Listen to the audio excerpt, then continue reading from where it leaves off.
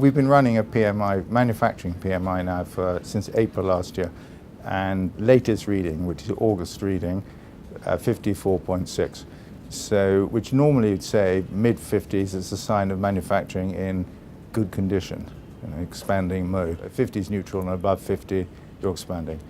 So we had a small reverse in August. We came down from 56.2, but for a frontier market, a move of 1.6 percentage points is nothing, to be honest. It tells us the sector's in healthy condition. The one reading that brought it down, of the five, we have five, we follow the ISM model, which is the Institute of Supply Management of the US. They have the simplified version, so 5 components. We have 5 components as well. So the one that brought it down this time was the output.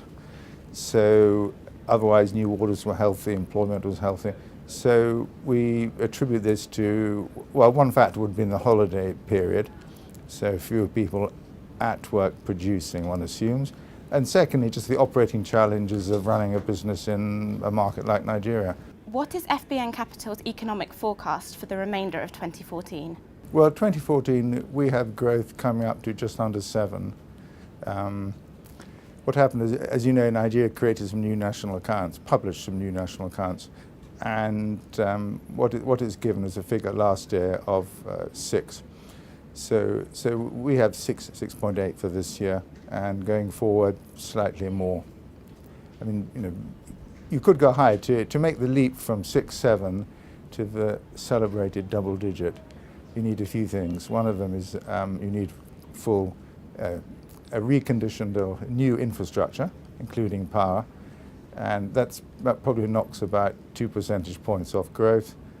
And then the insecurity in the north. Mrs. Ngozi said that she thinks maybe half a percentage point has come off due to the insecurity. So if you have a full infrastructure, notably power, and you have security, let's say, across the country, then you're close to 10%. With presidential elections on the horizon, how impactful has the president's policy been to date? And do we see a shift as we move towards the elections? At the start of the term, there was a big agenda called the transformation agenda. We had lots of reforms in it. Now, as we got close to the election, this has slowed down to snail's pace. So that's been the main casualty. But the main purpose of the agenda was to basically create employment for Nigerians, to carry out some reforms, some liberalisation. Nigeria needs to diversify its economy away from oil. Which sectors do we see challenging this space? The official policy is to develop sectors where Nigeria has said comparative advantage. So that would include, well, a large segment of that is processing of Nigeria's resources, which are currently, if they're extracted, they're just exported unprocessed.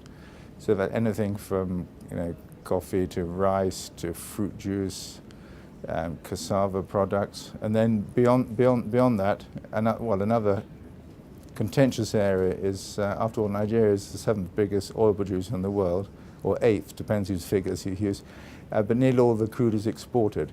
So there's no reason why they shouldn't be refining their own products to meet demand. But to do that, they need to remove the subsidy.